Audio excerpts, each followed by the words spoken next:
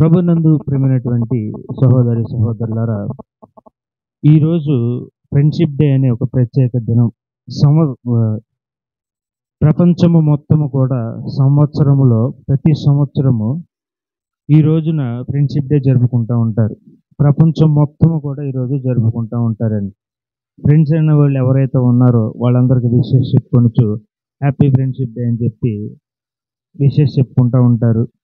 వాళ్ళకి తోచినంత ఎంజాయ్మెంట్ చేసుకుంటూ ఉంటారు.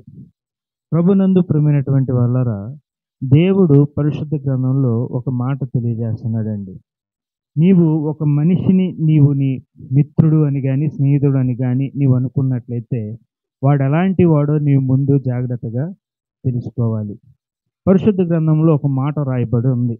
సామెతల గ్రంథము 24వ అధ్యాయము 1వ వచనాన్ని ఒకసారి మనం చదువుకుందాం. సామెతల గ్రంథము 24వ అధ్యాయము 1వ వచనం. దుర్జనులను చూచి మత్సరపడకము, వారి సహవాసము కోరకము. దేవునికి స్తోత్రం. దుర్జనులను చూసి మత్సరపడకము. దుర్జనులు అంటే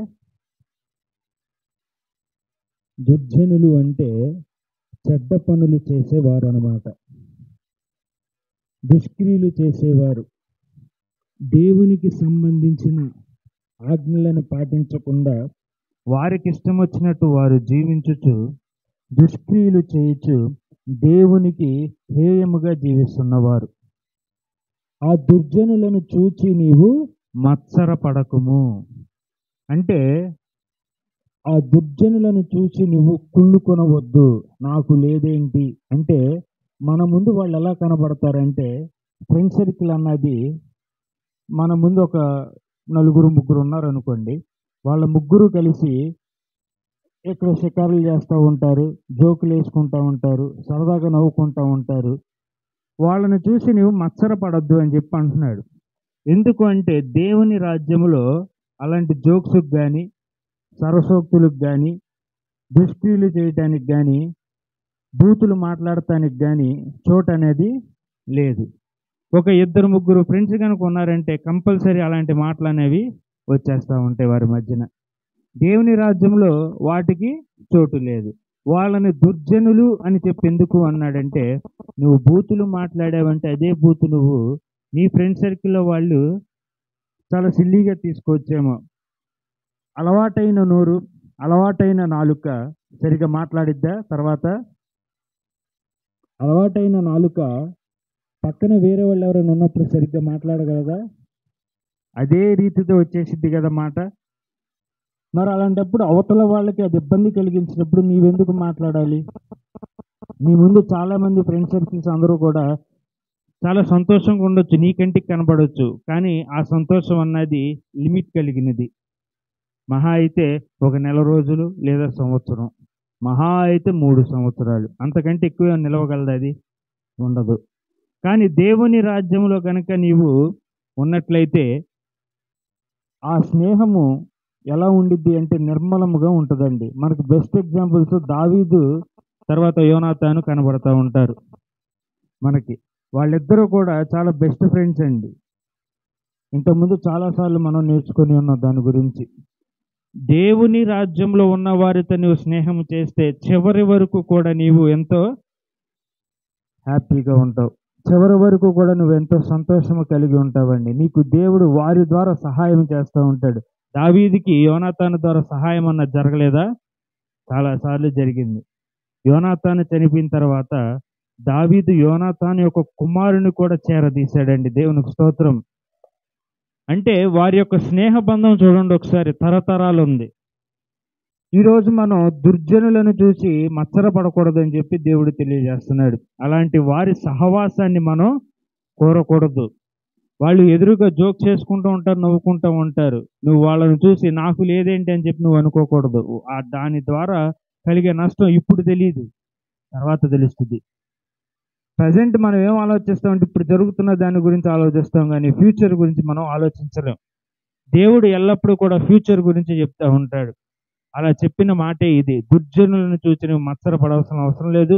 వాళ్ళని చూసి నీవు చింతపడాల్సిన అవసరము లేదు. నువ్వు వారి సహవాసాన్ని ఎట్టి పరిస్థితుల్లో కూడా కోరాల్సిన అవసరము లేదు. వారి ఫ్రెండ్షిప్ నీకు అనవసరం. ఎందుకంటే దాని ద్వారా వచ్చే తర్వాత పరిణామాలు ఎలా ఉంటాయంటే చాలా దారుణంగా ఉంటాయండి.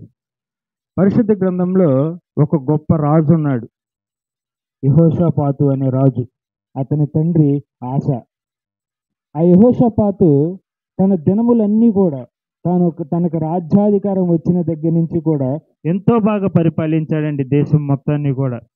ఈ దేవుడు చెప్పిన మాటలను దృష్టి ఉంచి దేవుని యొక్క మాటలను బాగా చదువుకొని దేవుని యొక్క ధర్మశాస్త్రాన్ని బాగా అర్థం చేసుకొని ఆయన విధులను బట్టి ఆయన కట్టడలను బట్టి ఆయన ఇచ్చిన ఆజ్ఞలను బట్టి అతడు అనుసరించుచు దేశాన్ని ఎంత బాగా పాలించాడు అంటే తన రాజ్యంలో కొదవ అనేదే లేదండి. తన రాజ్యంలో ఎలాంటి ఇబ్బందులు అనేవి లేవు. అంత బాగా పరిపాలించాడు. దేవుడు అతనికి తోడుగా ఉండటం వల్ల దేవునికి స్తోత్రం. అతడు పరిపాలించినంత కాలము కూడా ప్రజలందరూ కూడా యోధావారు అందరూ కూడా చాలా బాగా ఎంతో సంతోషంగా జీవించారండి. అతడు చేసిన గొప్ప పని ఏంటో తెలుసా? తన జీవితం మొత్తంలో అతడు చేసిన చాలా గొప్ప పని ఏంటంటే ధర్మశాస్త్రమును అనగా యెహోవా యొక్క ధర్మశాస్త్రమును ప్రజలందరికీ కూడా తెలియపరిచాడు. అంత గొప్ప గొప్ప కార్యములను చేశాడండి యెహోషాపాతు.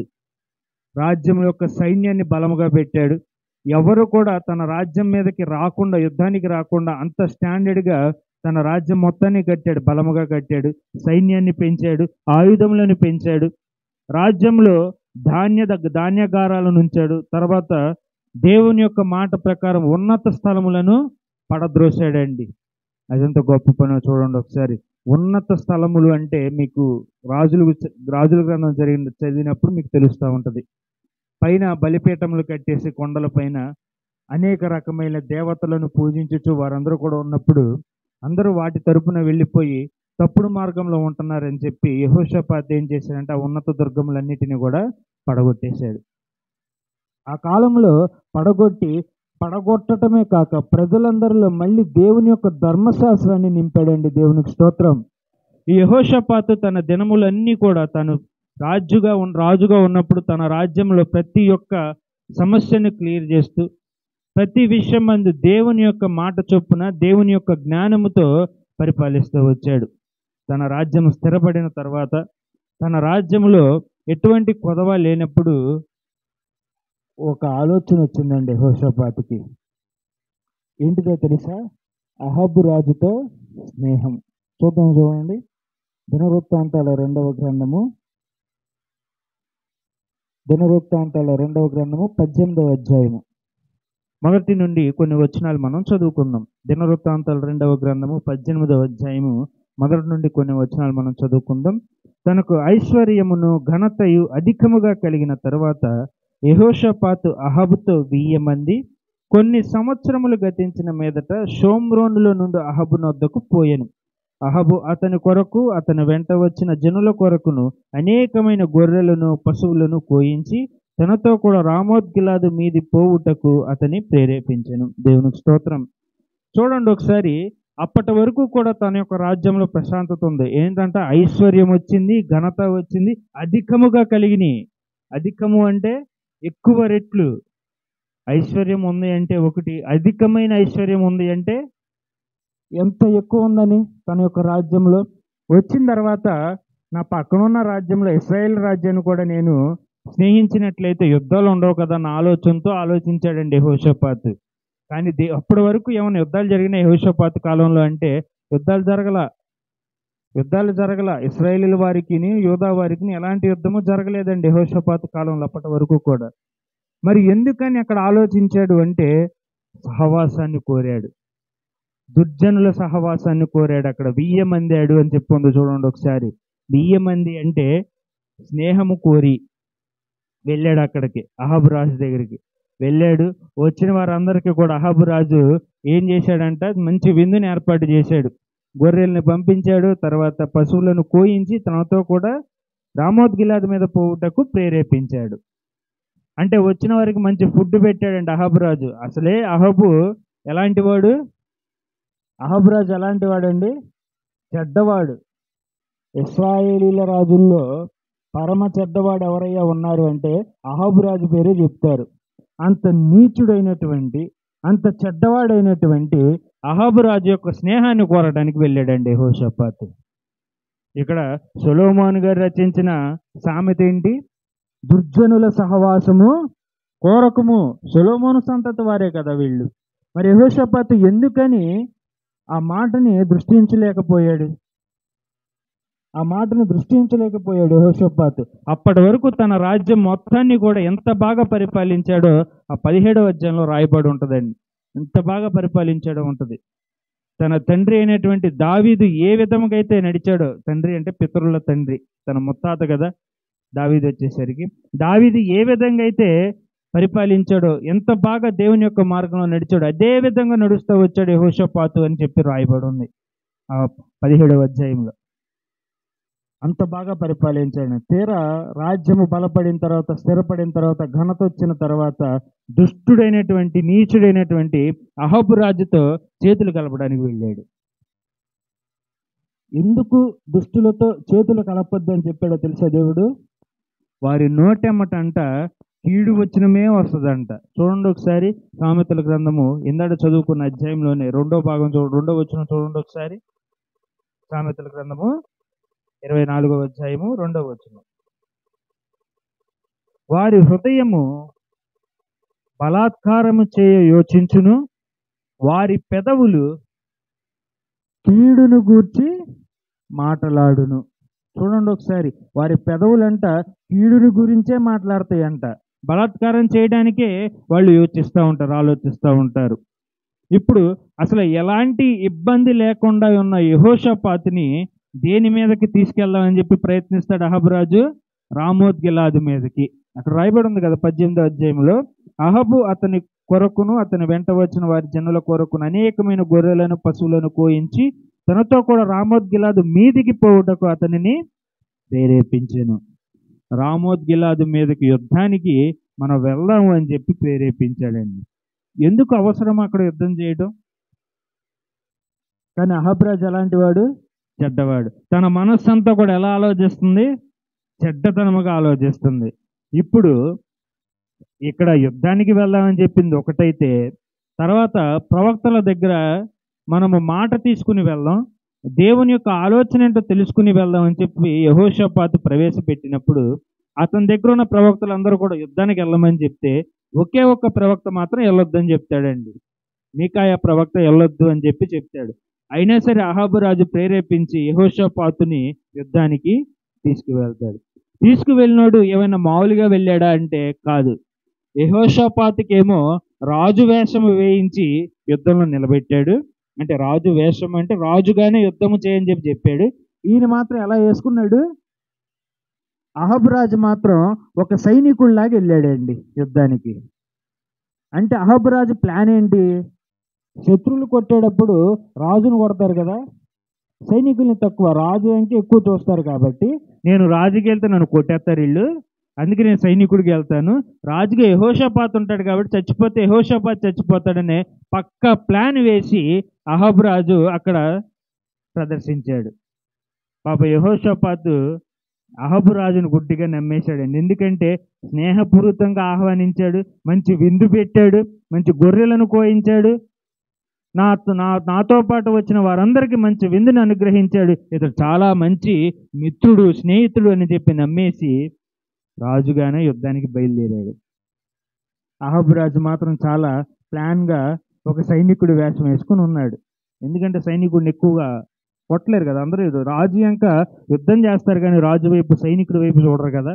ఆ 18వ అధ్యాయము 19వ అధ్యాయంలో ఇవన్నీ కూడా రాయబడి ఉంటుందండి. మీ తర్వాత ఇంటికి వెళ్ళాక చదువుకోండి.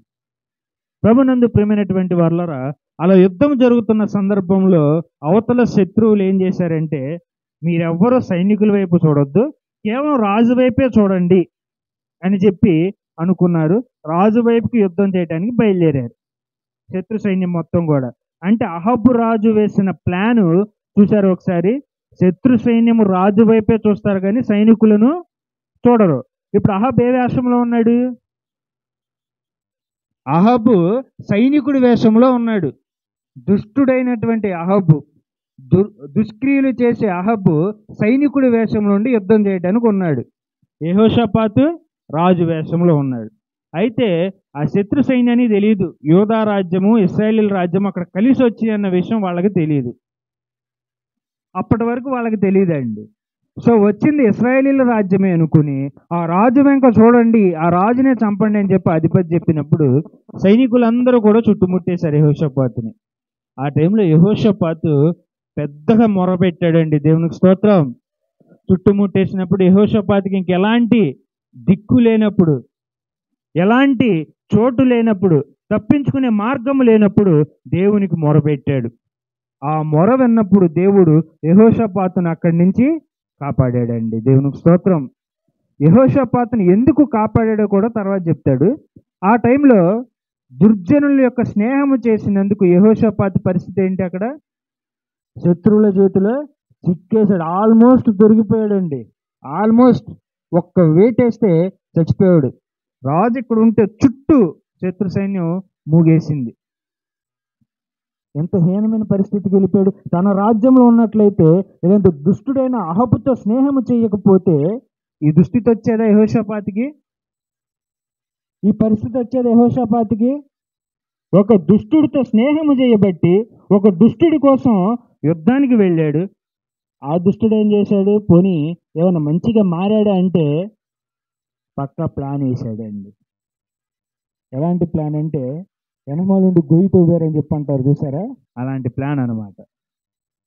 యెహోషాపాతుని చంపేద్దామని చెప్పి ప్లాన్ వేశాడు. అయితే దేవుడు ఉన్నాడు కదండి, దేవుడు చూస్తాడుగా. సైనికుడి వేషంలో ఉన్నా సరే ఎవరో గురి చూడకుండా ఏదో బాణం వదిలితే అది వచ్చి అహబ్రాజు తగిలి అహబ్రాజు చచ్చిపోయాడు. అహబ్రాజు ఒక రాజుగా కూడా చచ్చిపోలేదండి, చూడండి ఒకసారి. మారు వేషంలో ఉన్నప్పుడు చచ్చిపోయాడు అహబు. ఎవరో బాణం వేశారంట, గురి చూడకుండా వేశారని చెప్పి రాయబడి ఉంది అక్కడ. అసలు గురే చూడలా, ఏదో కొట్టారంతే, అది అతను తగిలి చచ్చిపోయాడు. అయితే వాళ్ళకి తెలియదు కదా, ఆ శత్రు సైన్యానికి తెలియదు కదా అహబు రాజు మారు వేషంలో ఉన్నాడని, సైనికుడి వేషంలో ఉన్నాడని. ఒక సైనికుడు ఎట్ట వెళ్తాడండి, హెల్మెట్ పెట్టేస్తాడు, కవచాలు వేసేస్తాడు, ఖాళీ అన్నదే ఉండదు. ఇంకెలా ఎలా కనిపెట్టగలరు రాజు అని? మంచి రథం మీద వచ్చిందేమో యెహోషాపాతు రాజుగా, కానీ అహబ్ రాజు ఏమో కింద నేల మీద నడుస్తూ వచ్చాడు, కనిపెట్టలేకపోయారు. కానీ అనుకోకుండా ఎవరో శత్రు సైన్యం బాణం వేయటం వల్ల అహబ్ రాజు, నీచుడైనటువంటి అహబ్ రాజు చచ్చిపోయాడు. ఆ రోజు బాణం తగిలిన తర్వాత నన్ను రక్షించండి, నన్ను రక్షించండి అని చెప్పి అడిగినా సరే ఎవరు కూడా పట్టించుకోవాలా, అక్కడే వదిలేశారు. సాయంత్రానికి బ్లడ్ అంతా పోయి మనిషిలో రక్తం పోతే చచ్చిపోతారు. ఎంత హీనమైన చావో చూడండి అహబ్ రాజుది. కనీసం ఎవరు పట్టించుకోలేకపోయిన స్థితి అహబ్ రాజు. అట్లా సాయంత్రానికి చచ్చిపోయాడు. ఇప్పుడు యెహోషాపాతు యొక్క లెక్కైతే యెహోషాపాతుని అక్కడ చంపేయాలండి. ఎందుకంటే దుర్జనుల యొక్క స్నేహము చేసినందుకు, దుర్జనుల యొక్క సహవాసము కోరినందుకు యెహోషాపాతు అక్కడ చచ్చిపోవలసినవాడు. ఆల్మోస్ట్ చచ్చిపోయాడు. ఆ టైంలో దేవుడు అతన్ని రక్షించాడండి.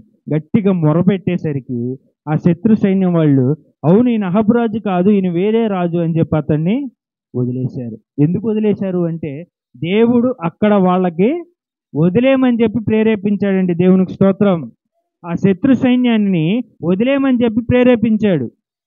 అతడు అహబ్ రాజు కాదు, యోధా రాజు అయినటువంటి యెహోషాపాతు, అతను వదిలేయండి అని చెప్పి వాడు చెప్పినందుకు వారు వదిలేశారండి. క్షేమంగా యెహోషాపాతు తిరిగి తన రాజ్యానికి వచ్చిన తర్వాత ప్రవక్త వస్తాడు అక్కడికి. చూడండి ఒకసారి 19వ అధ్యాయంలో, యోధా రాజు అయినటువంటి యెహోషాపాతు ఏ అపాయమును చెందకుండా యెరూషలేము నందుండు తన నగరుకు తిరిగి రాగా. ఎలాంటి అపాయము కలగల, ఎలాంటి దెబ్బలు తగలేదండి, క్షేమంగా తీసుకొచ్చాడు దేవుడు. క్షేమంగా యెహోషాపాతుని తీసుకువచ్చాడు తన రాజ్యంలోనికి. వచ్చిన తర్వాత ఇప్పుడు వచ్చేసాడండి ప్రవక్త. ప్రవక్త ఎందుకు వస్తాడు రాజు దగ్గరికి?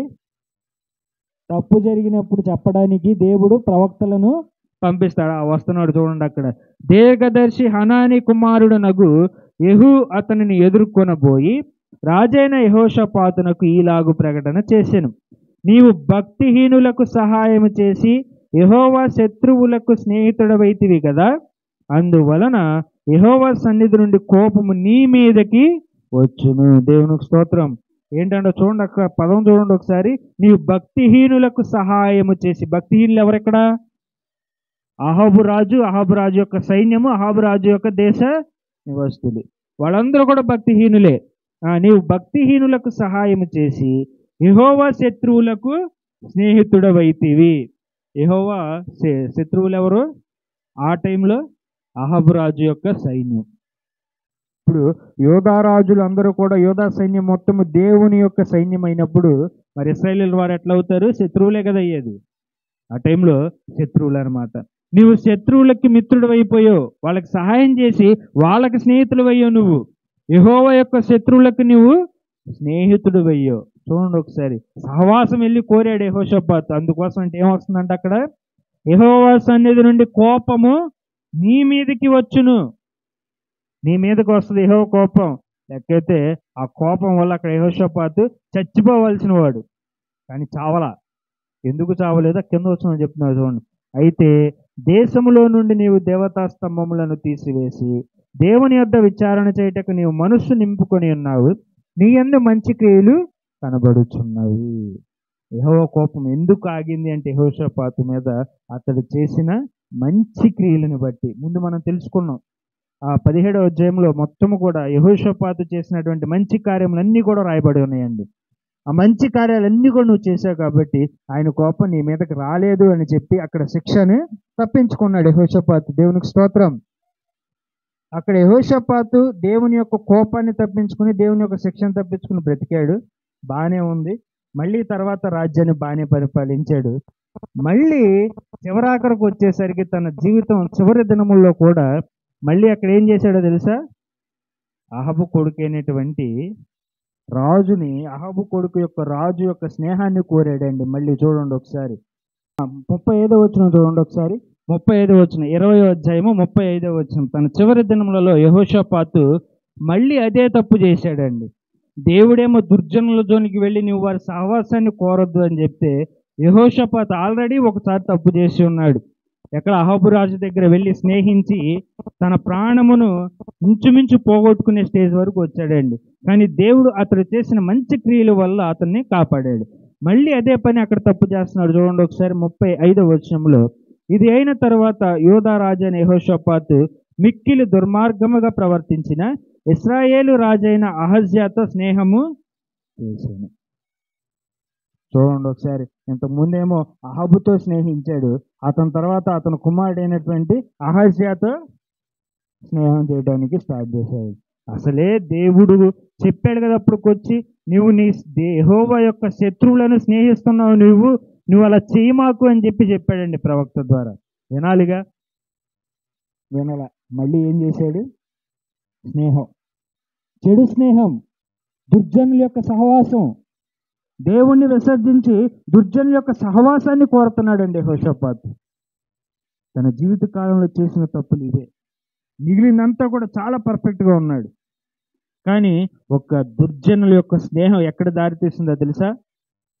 యెహోషాపాతు ఒక బిజినెస్ చేద్దాం అని చెప్పి స్టార్ట్ చేశాడండి. ఓడల్ని తయారు చేసి తర్షీషు పంపిద్దాం మన దగ్గర నుంచి అని చెప్పి అహజ్యాతో చేతులు కలిపి స్టార్ట్ చేశాడు. ఆ వచనాల్లో ఉంటుంది, తర్షీషుకు పోదగిన ఓడలను చేయింపవలెనని యెహోషాపాతు అతనితో స్నేహము చేయగా. ఎవరితో స్నేహం చేశాడు? ఒక దుష్టుడు, దుర్మార్గుడు అయినటువంటి అహజ్యాతో. 35వ వచనం రాయబడం చూడండి, మిక్కిలి దుర్మార్గముగా ప్రవర్తించిన ఇశ్రాయేలు రాజైన అహజ్యా. మిక్కిలి దుర్మార్గం అంటే ఒక దుర్మార్గుడు, దుష్క్రియలు చేసేవాడు, తప్పుడు కార్యాలు చేసేవాడు, ఒక చెడ్డ రాజు అయినటువంటి వాడితో యెహోషాపాతు, దేవుని కుమారుడైనటువంటి దేవుని యొక్క ప్రేమను కలిగి ఉన్న యెహోషాపాతు ఏం చేశాడు? అతనితో స్నేహం చేయడానికి చేతులు కలిపాడు. ఓడలను తయారు చేపించి తర్షీషు పంపించి బిజినెస్ చేద్దాం అనుకున్నాడండి. చివరాఖరికి ఏం జరిగింది? ఆ ఓడలంట బద్దలు అయిపోయినాయి. వెళ్ళలా, తర్షీషుకి వెళ్ళా, వాళ్ళ బిజినెస్ సక్సెస్ కాలా, ఓడలు బద్దలైపోయి ఆ బిజినెస్ అంతా కూడా ఫెయిల్ అయిపోయింది. తర్వాత ఇంక యెహోషాపాతు గురించి రాయబడలేదండి. మేబీ అక్కడ దేవుడు యెహోషాపాతు యొక్క ఆయుష్ని ముగించేసి ఉంటాడు. తప్పు చేశాడు కదా. ఆల్రెడీ ఒకసారి చెడ్డవారితో స్నేహం చేయొద్దు నువ్వు అని చెప్పాడు. వినకుండా మళ్ళీ స్నేహించాడండి. దుర్మార్గుడైన అహజ్యాతో స్నేహించాడు. ఈసారి దేవుని యొక్క కోపం కంపల్సరీ వచ్చింది. దేవుడు ఒకసారి చెప్పును లేదా 2 సార్లు చెప్పును, అంతకంటే ఎక్కువ చెప్పడు. ఒక్కసారి చెప్పటమే ఎక్కువ. ఎందుకు చెప్తున్నాడు తెలుసా? ఆయన మనల్ని జ్ఞాపకం చేసుకున్నట్టుగా మనం ఏ పాటి వారం? దేవుడు మనకి పద్దాక చెప్పడానికి మనం ఏ పాటి వారం అండి? ఒక్కసారి చెప్తే వినాలి కానీ. అంత పెద్ద చావులో నుంచి బయటికి వచ్చిన వాడు యెహోషాపాతు, అది గుర్తుంచుకోవసరలా. ఒక చెడ్డవాడితో స్నేహం చేయటం ద్వారా తన ప్రాణాన్ని పోగొట్టుకున్నాడు యెహోషాపాతు. ఆలోచించండి ప్రభునందు ప్రియమైనటువంటి వాళ్ళారా, నువ్వు ఎవరితో స్నేహం చేస్తున్నావు? నువ్వు స్నేహించే వ్యక్తి భక్తిపరుడా లేదా భక్తిహీనుడా? నువ్వు స్నేహించే వ్యక్తి దుర్మార్గుడా లేకపోతే మంచివాడా? ఎవరితో స్నేహం చేస్తున్నావు ఆలోచించు ఒకసారి. నువ్వు దుర్మార్గుడితో కనుక స్నేహం చేస్తే వాడి నోటెంట కీడు వచ్చినమే వచ్చింది. ఇక్కడ అహబు రాజుతో స్నేహించినందుకు యెహోషాపాతుని చంపేద్దామని చెప్పి ప్లాన్ వేసాడు. అంటే కీడు ఎవరికి వచ్చిందంటే స్నేహం చేసినందుకు, ఒక దుర్జనుడితో స్నేహం చేసినందుకు కీడు ఎవరికి వచ్చింది? మరణం ఎవరికి వచ్చింది? యెహోషాపాతుకు వచ్చింది, ఒక మంచివాడికి వచ్చింది. అంటే నువ్వు ఎవరితో స్నేహం చేయాలి? మంచివారితో స్నేహం చేయాలి. మంచివారు ఎవరు? యేసుక్రీస్తు. దేవునికి స్తోత్రం. మంచివాడు యేసుక్రీస్తు. యేసుక్రీస్తు స్నేహం చేసినట్లయితే నీకు ఎలాంటి ఇబ్బందులు ఉండవు. నువ్వు ఎల్లప్పుడూ కూడా విజయముతో జయముతో ముందుకు సాగుతూ ఉంటావు. అప్పటి వరకు దేవునితో సహవాసం చేసిన యెహోషాపాతుకి ఎలాంటి కొదువ లేదండి. మిక్కిలి ఘనత వచ్చింది, మిక్కిలి ఐశ్వర్యం వచ్చింది. ఎక్కువ ఐశ్వర్యం ఉంది, ఘనత ఉంది. ఎప్పుడైతే దుర్జనుడితో చేయగలిపాడో చావు వరకు వెళ్ళిపోయాడు. జస్ట్ కొన్ని సంవత్సరాలను. అందుకోసమే ఎంత మంచి వ్యక్తి అయినటువంటి యెహోషాపాతు ఎక్కువ సంవత్సరాలు పరిపాలించాల. 10 సంవత్సరాలు పరిపాలించాడంటే 10 సంవత్సరాలు. చూడండి ఒకసారి, అంత బాగా పరిపాలించిన రాజు యొక్క పరిస్థితి అట్లా ఉంటే, ఏది దుర్జనుడితో స్నేహం చేయటం ద్వారా చచ్చిపోయాడు.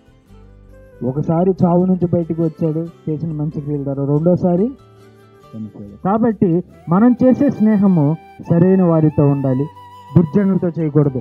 ఇన్ కేస్ మనం దుర్జనులతో కనుక స్నేహం చేసినట్లయితే మన పతనానికి మనమే మార్గం వేసుకున్నట్లు. కాబట్టి జాగ్రత్తగా కలిగి నిజమైన స్నేహితుడైన యేసుక్రీస్తునందు సహవాసము కలిగి మన జీవితంలో మొత్తము కూడా జయముతో నింపి విజయముతో మనం ముందుకు సాగాలి అని చెప్పి దేవుడు ఈరోజు మనకి తెలియజేశాడు.